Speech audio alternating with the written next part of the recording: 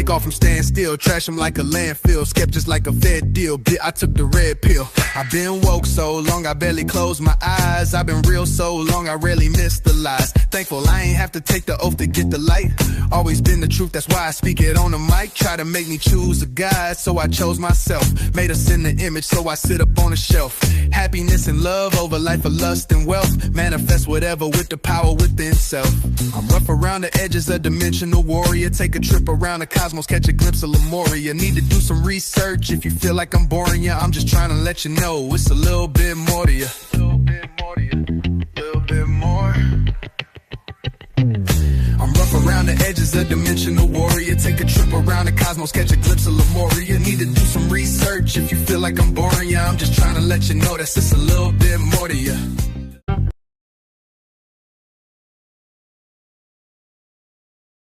Surface-level geopolitical conflicts are terminal nodes within a larger, multidimensional control system. To understand terrestrial warfare, we must map the higher dimensional control grid dictating it. This schematic illustrates the God Matrix, a control architecture designed by negative extraterrestrials to manage humanity. It imposes an inverted simulation onto brainwave states, acting as a frequency net locking populations within a narrow perception band. The primary broadcast node for this imperial agenda is Saturn. Deep within the planet resides a black cube architecture, serving as home base for the Matrix. The physical rings function as the actual cosmic transmission mechanism. The Saturnian signal is intercepted by the Moon.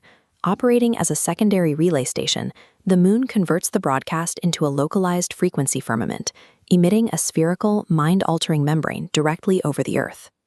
This architecture requires physical ground infrastructure to anchor the frequency firmament to specific geographic regions.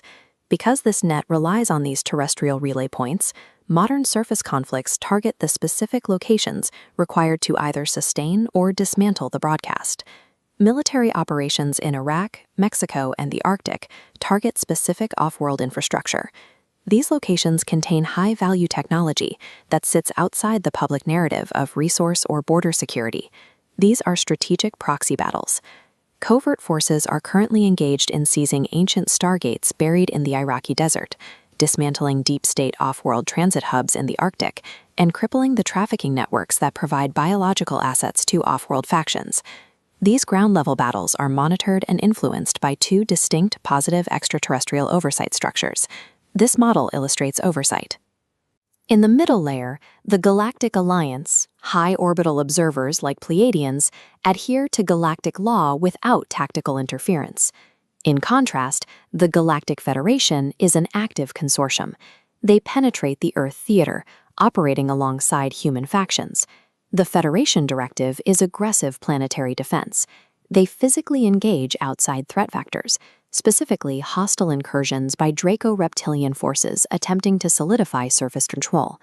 While the Federation manages the tactical war on the ground, the Alliance waits. They believe lasting liberation requires humanity's consciousness to evolve enough to organically reject the Saturn Matrix. The human counterpart to these extraterrestrial organizations is the Secret Space Program, or SSP. It serves as the Earth-level operational arm in this multidimensional conflict. Zooming in on this organizational model, we see how the SSP functions. It is a compartmentalized global consortium. Its lines of authority bypass traditional national governments and civilian oversight, reporting directly to off-world Federation assets. Major military apparatuses are intertwined with these off-world operations.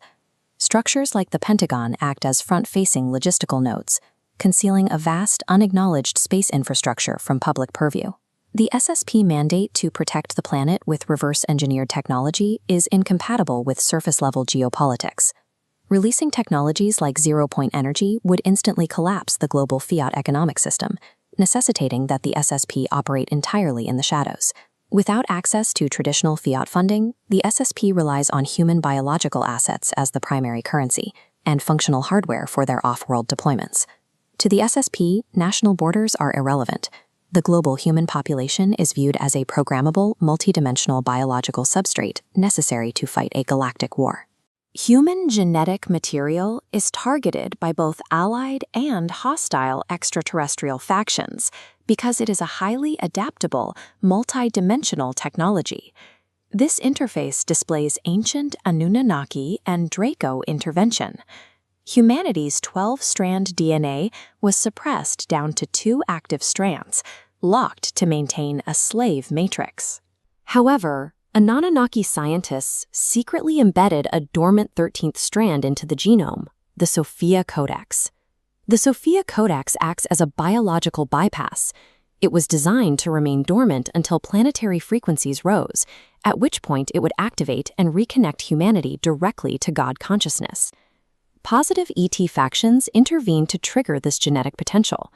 Pleiadians utilize advanced nanotechnology, an intelligent black goo, to heal severe infant genetic conditions on Earth. This Pleiadian healing protocol carries a strategic byproduct. It alters the individual's genome, rendering the human biologically polluted and useless to negative harvesting groups, like the gray aliens. The human body is the literal battlefield. Awakening the Sophia Codex is the biological mechanism required to break the psychological hold of the Saturn God matrix. The secret space program operationalizes human consciousness for off-world combat through a specific mechanical process. Public reports on 20 and back programs often assume the military de-ages a physical human body after service. This is a misunderstanding of the actual technology. The process is consciousness transfer. The SSP extracts the human soul and ports it into a synthetic hybrid bodysuit engineered for extreme off-world environments. This explains the true function of medbeds. They're used in space to enact rapid cellular repair and regenerate limbs on these synthetic hybrid suits during active deployments. The SSP effectively treats the human soul as modular software. It can be ported into various biological hard drives, deployed into combat, and eventually returned to its original host. All covert operations are now being forced toward a conclusion by an incoming catalyst designated as 3I Atlas. Intelligence sources identify 3I Atlas as a massive extraterrestrial spacecraft, accompanied by a fleet of smaller ships. This orbital map tracks the arrival of 3I Atlas. The craft carries peaceful gifts meant to uplift the human condition, including extinct flora, advanced medicines, and zero-point technologies. It is currently broadcasting radio signals directly toward Earth to initiate contact. Deep state factions are moving to prevent uncontrolled contact. They are utilizing the Star Shield and Starlink satellite architectures to build an orbital blockade, intercepting the incoming radio signals from Atlas.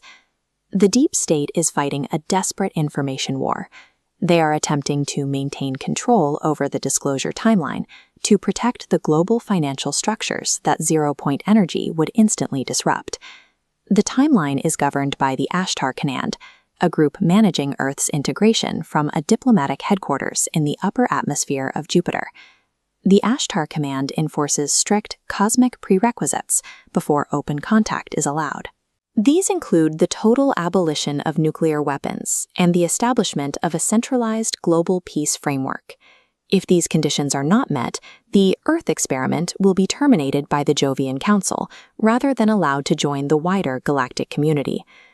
Guided by the Galactic Federation, specific terrestrial leaders have begun restructuring global governance to mirror these requirements. Donald Trump has moved to establish the exact centralized framework the Ashtar Command requires for planet-wide negotiation.